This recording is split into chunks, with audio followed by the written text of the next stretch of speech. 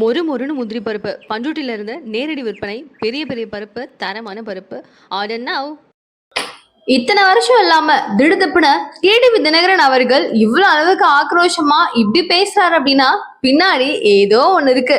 கருப்பு ஆடு ஒளிஞ்சிட்டு இருக்கு அப்படிங்கிற மாதிரி அண்ணாமலை அவர்களை டார்கெட் பண்ணி பேசிட்டு இருக்கிற விஷயங்களை இப்போதைக்கு நம்மளால பார்க்க முடியுது.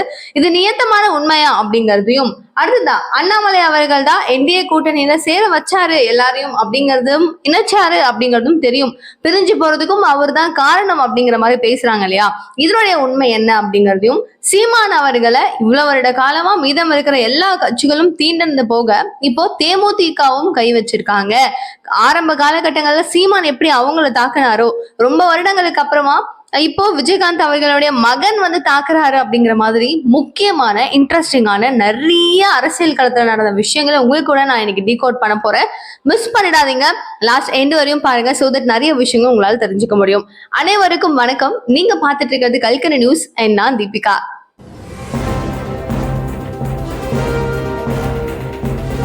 டிடிவி தினகரன் அவர்கள் திடுதிப்புல வந்து ஒரு பெரிய பிரஸ் மீட் ஒண்ணு கொடுக்குறாரு. இந்த பிரஸ் மீட்ல அண்ணாமலை அவர்களை ஒரு மாதிரி தூக்கி வச்சு பேசுறதும், நயனார் நாகேந்திரன் அவர்களை அப்படியே அழுமிக்கி வச்சு பேசுறதும் அப்படிங்கிற மாதிரி ரெண்டு தரப்பா பிரிக்கப்படுது இந்த விஷயத்த. இது வந்து நீங்களே யோசிச்சு பாருங்க.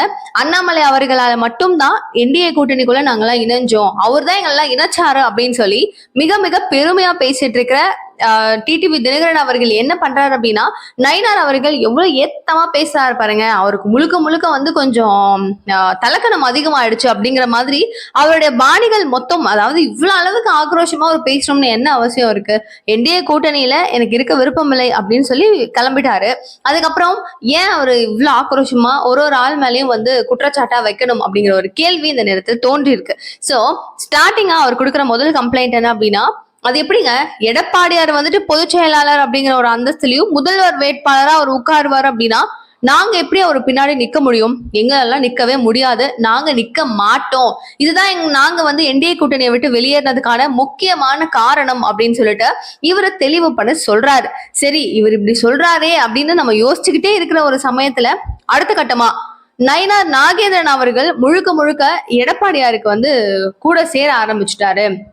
அங்க இந்த கட்சியில இருந்து நாங்க வெளில வரோம் அப்படின்னா முக்கியமான காரணம் நயினார் நாகேந்திரனம் அப்படின்னு சொல்லி இரண்டாவதா ஒரு க்ளூ கொடுக்குறாரு. ஸோ ஸ்டார்டிங் அப்படிங்கும் போது இப்படியும் சொல்றாரு, இப்படியும் சொல்றாரு. சோ இந்த ரெண்டு வேரியேஷன் இப்படி காமிச்சிட்டு இருக்காரு. என்னதான் பிரச்சனை அப்படின்னு பார்க்கும்போது, ஓபிஎஸ் அவர்கள் எங்க கிட்ட சொல்லியிருந்தாரு அப்படின்னா, என்கிட்ட கேட்டிருந்தா நான் பெர்மிஷன் வாங்கி கொடுத்துருப்பேனே அமித்ஷா அவர்களையும் மோடி அவர்களையும் பாக்குறதுக்கு. அவங்க என்கிட்ட பேசவே இல்லையே அப்படின்னு போய் ஏன் சொல்லணும் அப்படிங்கிற ஒரு கேள்வியை டிடிவி தினகரன் அவர்கள் முன்வைக்கிறாரு.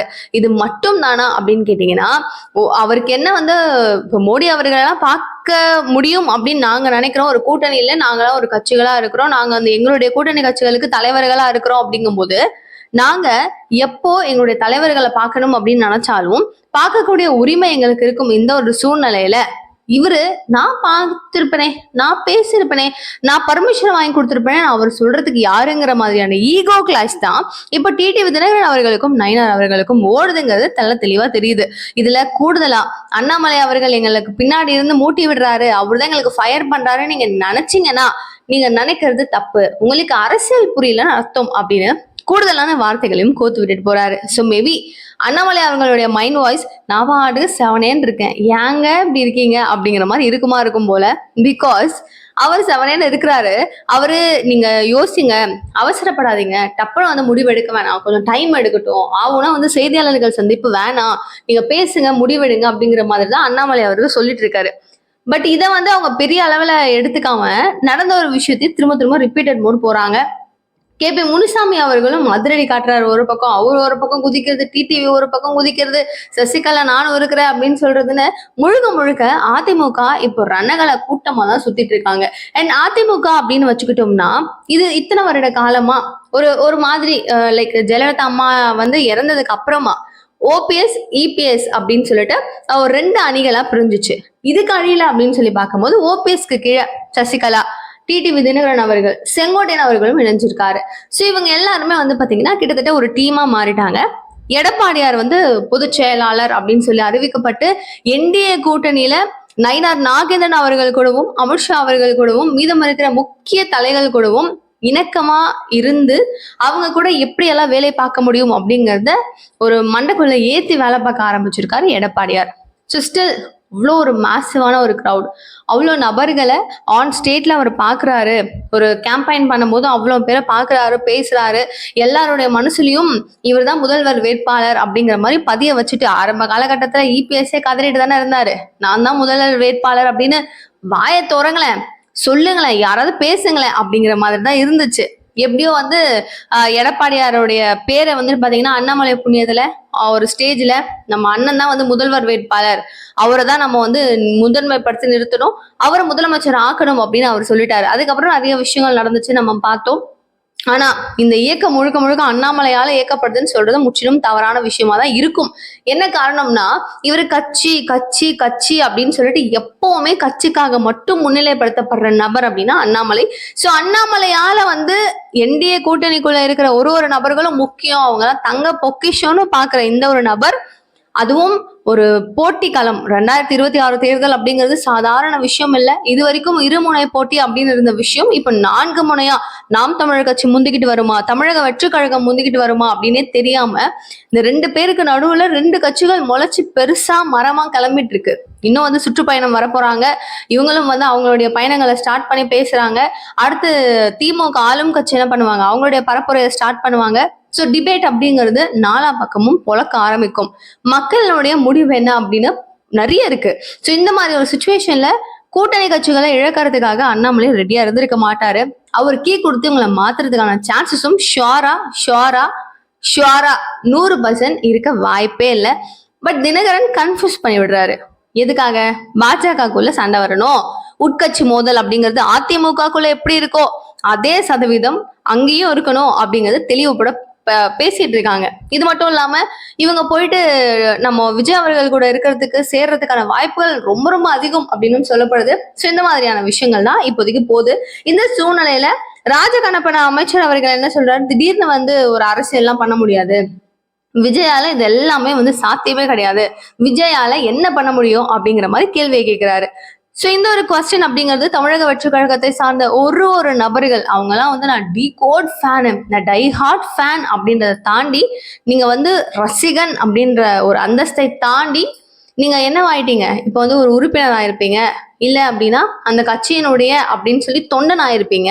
நீங்க ரசிகன் கிடையாது, தொண்டன், புரிஞ்சுக்கோங்க அப்படின்னு சொல்லிட்டு மேலிடம் அவங்களுக்கு புரிய வச்சுக்கிட்டு இருந்தாலும் விஜய் அவர்கள் வந்து இனிமே சுற்றுப்பயணம் மேற்கொள்ள போறாரு, எல்லா இடங்களுக்கும் வரப்போறாரு அப்படின்னாலும் வரப்போற ஒரு இடத்துலயும் பரப்புரை நடத்தும் போதும் இவங்க எவ்வளவு அளவுக்கு சேஃப்டியா இருக்காங்க அப்படிங்கிறது தான் விஜய் அவர்களுடைய கட்சி வளர்ச்சிக்கான ஒரு முக்கிய காரணமா இருக்கும். ஏன்னா உங்களுக்கு தப்பு இது, உங்களோட நெகட்டிவ் இது, உங்களால முடியாது அப்படின்னு சொல்லி குத்தி காமிச்சிட்டு இருக்கிற மீதம் இருக்கிற கட்சிகள் எல்லாரும் பார்த்து ஐயோ பரவாயில்லையே, இது நல்லா இருக்கே, இந்த கேம்பெயின் பண்றது நல்லா இருக்கே, பரப்புரை நல்லா இருக்கே அப்படின்னு சொல்லும் வகையில மாத்தக்கூடிய ஒரு பெரிய ஆயுதம் தொண்டர்களாகிய உங்க கையில தான் இருக்கு அப்படிங்கிறத மேலிடம் ரொம்ப ரொம்ப அழுத்தம் சொல்லிக்கிட்டே இருக்காங்க. பட் அது எப்படி அவங்க ஒர்க் பண்ணுவாங்கன்றதுதான் ஒரு கொஸ்டின் மார்க்.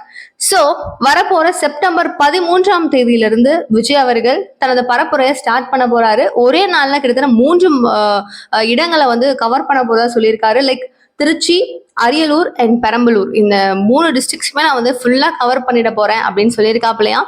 ஸோ இதெல்லாம் வராங்க அப்படிங்கும்போது அங்களுக்கான ஒரு ஏற்பாடுகள் வேற மாதிரி இருக்கும், எங்களுக்கான அப்ரூவல்ஸ் கிடைக்கலாம் அப்படின்னு சொல்லி அவங்களுடைய கதறுதல் அப்படிங்கிறது வெவ்வேறு முனைகள்ல இருக்கு.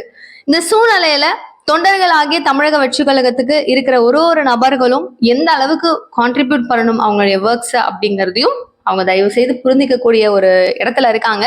அண்ட் அகெயின் நாம் தமிழர் கட்சிக்கும் தேமுதிகவுக்கும் இடையில இருக்கிற ஒரு பெரிய கிளாஷ் பத்தி நான் பேசியிருந்தேன். ஆரம்ப காலகட்டங்கள்ல பிராங்கா சொல்லணும்னா நாம் தமிழர் கட்சி விஜயகாந்த் அவர்களை விமர்சனம் பண்ணி தான் கட்சியை வளர்த்தாரு அப்படின்னு சொல்லிட்டு இப்போ இருக்கிற தேமுதிகவுல, அதாவது விஜயகாந்த் அவர்களுடைய மகன் விஜய பிரபாகரன் அவர்கள் குற்றம் சாட்டியிருக்காரு. அண்ட் இத்தனை வருட காலம் இல்லாம தேமுதிக இப்ப வந்து நாம் தமிழர் கட்சியை இவ்வளவு விமர்சனம் பண்றாங்களே அப்படின்னு சொல்லி ஒரு கேள்விகள் இருக்கும்போதுதான் எப்பவுமே ஒரு வளர்ற கட்சியை பார்த்து விமர்சனம் பண்றது அப்படிங்கிறது பொதுவா நாம் தமிழர் கட்சிக்கு இருக்கிற ஒரு விஷயம் தான். ஏன் அப்படின்னா தமிழக வெற்றி கழகத்தை இப்ப பயங்கரமா டார்கெட் பண்ணி இவர் வளர்றாரு, வளரணும் ட்ரை பண்றாரு அப்படின்னு சொல்லிட்டு விஜய பிரபாகரன் அவர்கள் ஒரு குற்றம் சாட்டியிருக்காரு. சோ நாம் தமிழர் கட்சி எதுக்காக விஜய் அவர்களுடைய தமிழக வெற்றி கழகத்தை இப்படி டார்கெட் பண்ணி பேசணும் அப்படிங்கிற பல பேருடைய கேள்விக்கு பதில் எனக்கு தெரிஞ்சிருக்குமா இருக்கும். வெயிட் பண்ணுவோம். யாருடைய கட்சி யார் எப்படி பேசினாலும் அவங்களுடைய நிலைப்பாடுகள்ல அவங்க ஸ்ட்ராங்கா இருந்தாங்க அப்படின்னா வளர்ச்சிகள் அப்படிங்கிறது தானா வரும் அப்படின்னு சொல்லப்படுது. வெயிட் பண்ணி பார்ப்போம். அண்ட் கூடுதலா ஏர்போர்ட் மூர்த்தி அவர்கள் கைதாயிட்டு இப்போ வந்து அண்டர் ஹாஸ்பிட்டலைஸ்ல இருக்காரு அப்படிங்கிற மாதிரியான செய்திகளும் வெளியாயிட்டு இருக்கு. நல்லா இருந்த மனுஷன் அவங்களே வந்து ஆள் வச்சு தாக்குனாங்க. திடுதிப்புன்னு வந்து இதெல்லாம் எனக்கு இருக்குங்க உயிர் பயம் அப்படின்னு சொல்லி அவர் ரிலீஸ் பண்றாரு வீடியோஸ். திடுதிப்புன்னு ராத்திரி 10:30 மணிக்கு வீட்டுக்கு வந்து அரெஸ்ட் பண்ணிட்டு போறாங்க. அப்புறம் உடல்நிலை குறைவு அப்படிங்கிறாங்க, ஹாஸ்பிட்டல்ல இருக்காங்கன்னு சொல்றாங்க. எனக்கான நீதி வேணும் அப்படின்னு சொல்லிட்டு ஏர்போர்ட் மூர்த்தி அவர்களுடைய மனைவி வந்து கோரிக்கை வச்சிருக்காங்க. அண்ட் நிறைய ஆர்ப்பாட்டம் போல அவங்க வந்து அவங்களால முடிகிற அளவுக்கான ஒரு கான்ட்ரிபியூஷன்ஸ் செஞ்சுட்டு இருக்காங்க. என்ன நடக்குது அப்படிங்கிறத பார்ப்போம். அண்ட் நிகழ்கால அரசியல் அண்ட் நிகழ்கால நிகழ்வுகள் என்னென்ன அப்படிங்கிற ஒரு விஷயமும் நீங்க தெரிஞ்சுக்கணும்னா ப்ளீஸ் சேனலை சப்ஸ்கிரைப் பண்ணிக்கோங்க. தேங்க்யூ ஸோ மச் ஃபார் வாட்சிங் திஸ் வீடியோ. பாய்.